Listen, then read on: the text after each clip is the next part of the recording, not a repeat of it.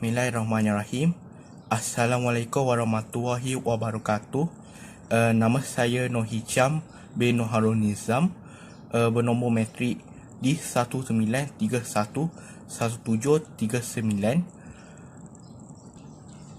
Dan hari ini kami dari kumpulan 2 akan membentangkan tajuk kami, iaitu sifat mazmumah dan keburukannya.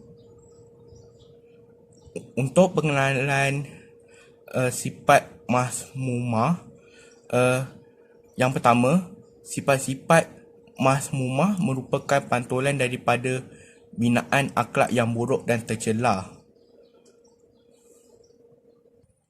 Mazmumah ini dia adalah satu sifat atau tingkah laku yang keji, bercanggah dengan ajaran Al-Quran dan As-Sunnah. Ia merupakan akhlak yang buruk, dibenci dan dikeji dalam pandangan Islam. Selain itu, sifat mazmumah adalah seperti suatu penyakit yang memakan diri seseorang pesakit yang mestilah perlu dibendung dan disingkirkan dari diri setiap Muslim. Sifat mazmumah ini dia mendatangkan banyak keburukan, bukan sahaja terhadap diri seseorang, bahkan juga mampu memberi impak yang negatif kepada masyarakat keseluruhannya. Paling utama, sifat buruk ini sangat dibenci oleh Allah. Justeru ia boleh menjerumuskan pelakunya kepada kebinasaan yang kekal abadi. Yang seterusnya, ciri-ciri orang yang memiliki sifat-sifat mazmumah ini antaranya ialah orang tersebut tidak bertakwa kepada Allah, berlandaskan Al-Quran dan As-Sunnah, hadis. Hal ini menunjukkan bahawa orang itu dia tidak mengharapkan apa-apa keredaan daripada Allah dan sering mengingkari segala larangannya. Oleh itu, orang ini juga dia tidak menjadikan Islam itu sebagai sumber akhlaknya. Antara contoh-contoh sifat mazmumah ini adalah hasad dengki, suka marah dan bertengkar, memfitnah, mengumpat, kedekut, sombong, bangga diri dan melimpahkan tuduhan yang keji. Antara sifat mazmumah yang dinyatakan adalah yang pertama, sifat dengki. Perasaan dengki ini adalah salah satu perangai atau sifat buruk yang telah menghinggapi manusia sejak dari dahulu lagi. Ia bukan sahaja terjadi dalam dunia politik, perniagaan, pekerjaan dan persahabatan, malahan turut berlaku dalam suasana kekeluargaan. Hasad adalah kalimah Arab yang diterjemahkan sebagai dengki. Makhluk yang pertama berbuat dengki di langit ialah Iblis laknatullah, dan orang pertama sekali yang melakukan dengki di dunia ialah Kabil, ketika dia dengki terhadap saudara kandungnya Habil sehingga berlakunya pembunuhan. Selain itu juga, perasaan dengki ini dia melahirkan rasa sakit hati apabila orang lain ini dia mendapat kesenangan atau kemuliaan dan merasa gembira apabila kesenangan atau kemuliaan itu lenyap daripada orang yang didengki tersebut. Maksudnya, dengan kata lain, yang orang yang dengki tu mereka merasa gembira apabila orang yang mereka benci itu mendapat musibah yang buruk. Di samping itu, orang yang berpenyakit hasad dengki ini dia disifatkan sebagai kufur nikmat, kerana seolah-olah tidak reda dengan ketentuan qadar dan qadar Allah. Oleh itu, apabila hasad ini bermaharajalela menguasai diri seseorang itu, maka segala kebaikan akan yang mereka peroleh sebelum sebelum tu akan terhakis. Contoh hadis yang berkait dengan sifat dengki ini adalah amaran serta peringatan ini diterangkum dalam hadis daripada Abu Hurairah radhiyallahu yang menceritakan bahawa Nabi SAW bersabda, "Takutlah kamu pada sifat dengki, hasad dan iri hati. Sesungguhnya dengki itu dapat memakan kebaikan-kebaikanmu, sebagaimana api memakan kayu bakar." Hadis riwayat Abu Daud. Keburukan-keburukan sifat dengki ini adalah yang pertama, seorang yang berpenyakit hasad dengki ini mereka akan sentiasa gelisah atau tidak puas hati melihat apa yang dimiliki oleh orang yang didengkinya. Macam apabila perasaan itu mereka punya perasaan itu tidak lagi dapat dikawal, maka si pedengki itu akan cuba menyusun strategi agar hasrat buruk itu tercapai dengan cara sekalipun. Yang kedua, keadaan ini akan menyebabkan kesan-kesan negatif seperti perbuatan mereka cerita, memfitnah, mengumpat, memaki dan sebagainya bertujuan memburuk-burukkan orang yang didengkinya. Malah sekali ada juga di kalangan yang dihidapi penyakit hasad itu sanggup bersengkongkol dengan pihak musuh menggunakan segala cara yang ada termasuk menggunakan macam khidmat bomoh dan sihir semata-mata sebab dia ingin menjatuhkan orang yang mereka bencikan sangat. Dan yang ketiga, orang yang memiliki sifat dengki ini sangat berbahaya kerana akan mendorong mereka melakukan perbuatan-perbuatan yang melanggar perintah Allah sehingga boleh menjurus kepada perbuatan yang syirik. Oleh itu, umat Islam perlu diingatkan agar menjauhkan daripada penyakit rohani iaitu dengki tersebut kerana ia boleh mendatangkan kerugian kepada diri sebaik mana pun kita buat segala kebaikan yang dilakukan akan hilang begitu sahaja disebabkan oleh perasaan dan sifat dengki. Assalamualaikum, nama saya Muhammad Fakrul Zakwan. Saya akan memperbentangkan topik saya pada hari ini iaitu marah. Marah adalah salah satu sifat mazmumah yang tidak sepatutnya ada pada seseorang Muslim mukmin kini. Oleh itu, usaha untuk mengelakkan diri dari sifat marah menjadi satu kewajipan. Sifat marah yang wajib dibuang dari diri ialah sifat marah yang dilarang, dan tidak semua sifat marah dilarang itu ada kalanya wajib untuk kita marah, dan kadang-kadang diharuskan untuk marah atas sebab yang tertentu. Kemampuan kita untuk mengawal kemarahan dapat menenangkan diri kita. Sifat marah dari sudut hukum boleh dibahagikan kepada 3 bahagian. Yang pertama, marah yang dipuji, al-ghadab al-mahmud. Yang kedua, marah yang dicela, al-ghadab al-mazmum. Yang ketiga, marah yang diharuskan, al-ghadab al-mubah. Kesan kemarahan. Yang pertama, menjejaskan kemampuan mental untuk memproses maklumat dengan cepat kerana emosi ketika marah menjadi beban kepada pemikiran. Yang kedua, menyebabkan seseorang akan bertindak dengan ganas dan boleh membahayakan orang lain. Terdapat 3 peringkat sifat marah yang ada pada manusia. Yang pertama, pasif. Orang yang tiada perasaan marah dan hilang dari dirinya sifat marah. 2. Agresif. Pemarah baran tidak mampu dikawal oleh akal dan agama, hilang kewarasan diri ketika marah. Ketiga, moderate. Orang yang dapat mengawal perasaan marah menggunakan akal. Topik yang kedua ialah fitnah. Fitnah itu adalah satu mazmumah, dan surah Al-Baqarah ayat 191 menyebut bahawa fitnah itu lebih bahaya daripada pembunuhan. Manakala dalam surah Al-Qalam ayat 20-90 Allah berfirman, "Jangan kamu ikuti setiap orang yang banyak bersumpah lagi hina, yang banyak mencela, yang gemar menyebarkan fitnah." Fitnah dibagikan kepada 3 bahagian. Fitnah antara individu, menjatuhkan maruah individu, menyebabkan pertelagahan, rompakan, samun, berbunuhan antara sesuatu individu yang bertelagah. Yang kedua, fitnah antara keluarga. menyebabkan keluarga sukar untuk saling memahami antara satu sama lain.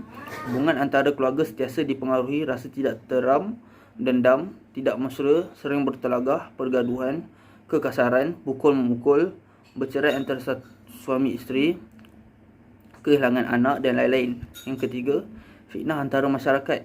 Masyarakat menjadi tidak muafakat, enggan bekerjasama dalam aktiviti kejiranan, sukarelawan, perbalahan antara komuniti, saling memburukkan antara pelbagai pihak.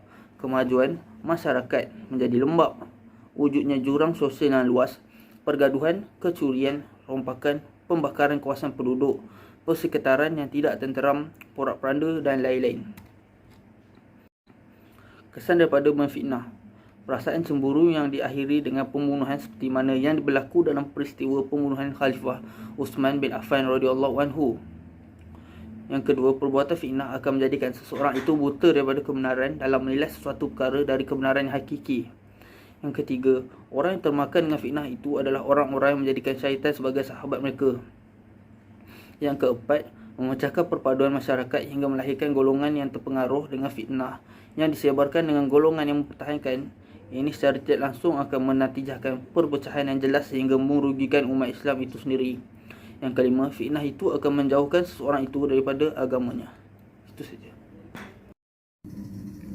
Assalamualaikum warahmatullahi wabarakatuh. Nama saya Muhammad Haris Salim Besari, Nombor Menteri D19312026. Sekarang saya akan sambung pula tajuk pembentangan sifat-sifat mazmumah. Saya akan membawa dua sifat mazmumah, iaitu ngumpat dan kedekut. Oleh itu, saya akan bermula dengan tajuk ngumpat. Ngumpat ialah memperkatakan seseorang di belakangnya. Biasanya, yang diperkatakan ni adalah sekitar kelakuan, keadaan badan, perangai dan sebagainya. Ngumpat terbagi pada tiga, iaitu yang pertama hibah, iaitu memperkatakan keburukan seseorang di belakangnya. Yang kedua adalah buhtan. Buhtan ialah mereka-reka perkara dusta yang bertujuan untuk memburukkan seseorang supaya harga dirinya jatuh. Dan yang ketiga adalah ifkun. Ifkun ialah menaburkan berita-berita fitnah yang didengar daripada seseorang, kemudian menyampaikannya kepada orang lain. Perlakuan di atas termasuk kepada perlakuan mengumpat. Perbuatan ini adalah suatu tindakan yang sangat keji dan diharamkan dalam Islam. Malahan, ia termasuk dalam golongan dosa-dosa besar. Sebagaimana Allah SWT telah menegaskan di dalam Al-Quran yang bermaksud, dan janganlah engkau mencari-cari kesalahan orang lain dan engkau menghina kepada setengahnya. Sukakah salah seorang daripada kamu memakan daging saudaranya yang sudah mati? Maka tentulah kamu akan merasa jijik. Surah Al-Hujurat ayat ke-12. Seterusnya, kita masuk pula sifat mazmumah yang kedua, iaitu kedekut. Kedekut bermaksud seseorang itu menahan haknya daripada dibelanjakan atau digunakan kepada jalan yang dituntut oleh agama. Sememangnya tidak dapat dinafikan bahawa sifat kedekut itu dari dahulu lagi berkait rapat dengan manusia. Allah SWT berfirman yang bermaksud, katakanlah wahai Muhammad kepada orang-orang kafir, jika kamu memiliki pemendaraan rahmat Tuhanku, pada ketika itu segala macam nikmat kehidupan tentulah kamu akan berlaku bakhil, iaitu kedekut, kerana takut kehabisan. Dan sememangnya manusia itu bertabiat bakhil, iaitu kedekut. Surah Isra ayat 100. Nikmat yang dikurniakan oleh Allah SWT kepada seseorang itu merupakan sebagai alat untuk membantu dirinya dan juga membantu orang lain. oleh yang demikian, nikmat dan pemberian Allah Subhanahu Wa Taala menjadi sia-sia sekiranya tidak digunakan dan dibelanjakan sebagaimana yang dikehendaki oleh Allah Subhanahu Wa Taala. Lebih-lebih lagi dalam perkara-perkara yang menyempurnakan agama seorang seperti zakat, mengerjakan haji dan memberi nafkah kepada tanggungan. Maka menahan hak atau harta tersebut adalah suatu kesalahan besar di sisi agama. Firman Allah SWT ada menyebut, dan juga mereka yang diredai oleh Allah SWT itu ialah yang apabila membelanjakan hartanya tidaklah melampaui batas dan tiada bakhil kedekut, dan sebaliknya memperbelanjakan mereka adalah betul dan sederhana di antara kedua-dua cara, boros dan bakhil. Itu Surah Al-Furqan ayat 67. Seterusnya saya menyerahkan kepada kawan saya untuk menyambung perbincangan tersebut. Sifat mazmumah yang seterusnya ialah sombong. Sombong atau takabur bermaksud membesarkan diri, bongkak. Orang yang takabur itu selalunya memandang dirinya lebih mulia dan lebih tinggi pangkatnya daripada orang lain, serta memandang orang lain itu hina dan rendah pangkat. Sifat takabur ini tiada sebarang faedah, malah membawa kepada kebencian daripada Allah SWT dan juga manusia, dan kadang-kala membawa kepada keluar daripada agama kerana enggan tunduk pada kebenaran. Firman Allah yang bermaksud, sesungguhnya orang-orang yang mendustakan ayat-ayat kami dan menyombongkan diri terhadapnya, sesekali tidak akan dibukakan kepada mereka pintu langit, dan mereka tidak akan masuk ke syurga sehingga masuk unta ke dalam lubang jarum. Surah Al-A'raf ayat 40. Faktor-faktor penyebab yang menjadikan seseorang itu memiliki sifat-sifat sombong antaranya mempunyai ilmu pengetahuan, sama ada pengetahuan tentang dunia atau pengetahuan tentang akhirat, sama ada pengetahuan di banyak bidang atau di satu bidang. Ini jadi pendorong seorang itu menjadi sombong kerana dia rasa lebih pandai daripada orang lain.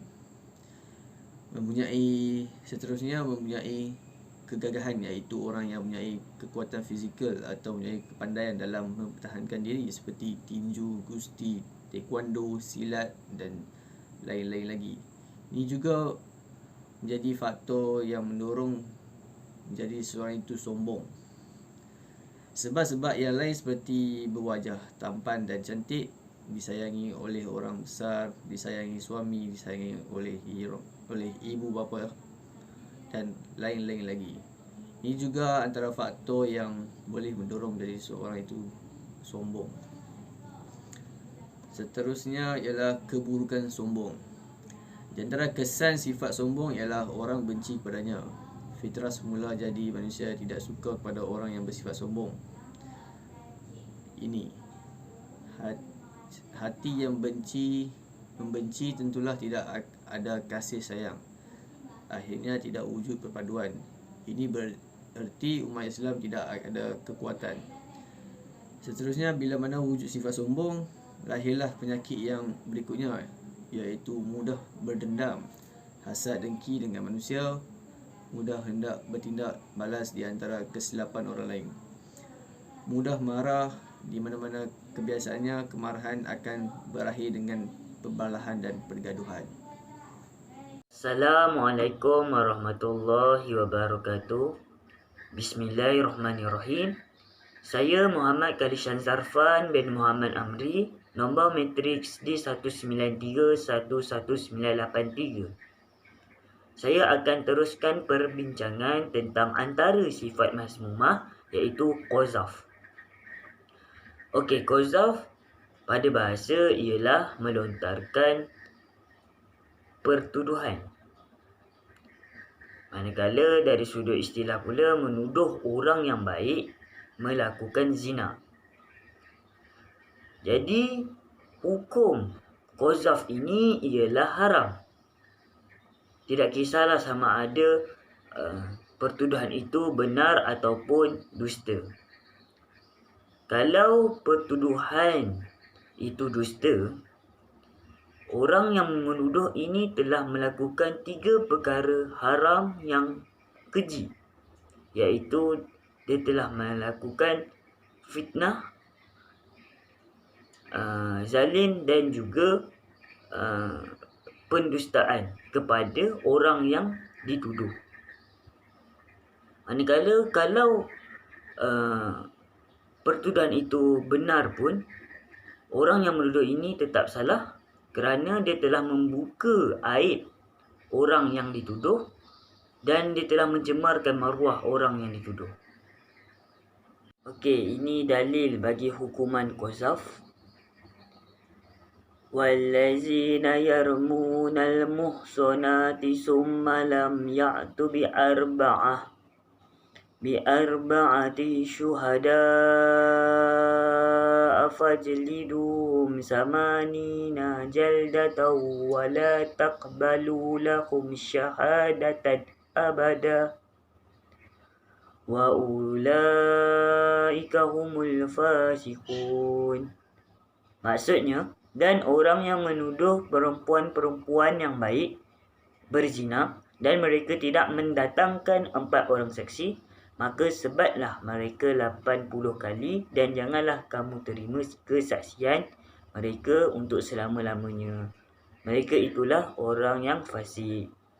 Okay, jadi hukuman qazaf ini ialah hukuman hudud dan perlu disebat sebanyak 80 kali. Kesimpulan keseluruhan bagi tajuk sifat mazmumah ini, akhlak merupakan cerminan dari keyakinan yang wujud pada perilaku kehidupan seharian dalam bermasyarakat, berbangsa dan bernegara. Okey, maksudnya di sini akhlak ini tingkah laku kita sendiri yang di mana kita akan tunjukkan kepada masyarakat secara spontan.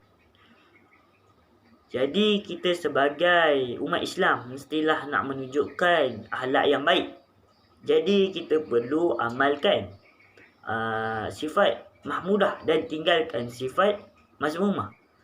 Kerana seperti yang telah kita pelajari tadi, semua perbuatan sifat mazmumah ini ialah perbuatan yang keji, malah dimurkai oleh Allah dan bahkan juga dibenci oleh manusia sendiri. Selain itu, sifat mazmumah ini juga tak memberikan apa-apa manfaat kepada diri kita sendiri. Malahan kita dapat dosa je. Jadi kita perlu hindari sifat-sifat mazmumah ini kerana sifat ini akan menjadi penghalang untuk kita memasuki syurga. Tapi kalau kita amalkan sifat mahmudah, insya-Allah hidup kita akan menjadi tenang dan insya-Allah kita akan masuk ke syurga. Jadi itu saja daripada kami. Wabillahi taufiq wal hidayah. Wassalamualaikum warahmatullahi wabarakatuh.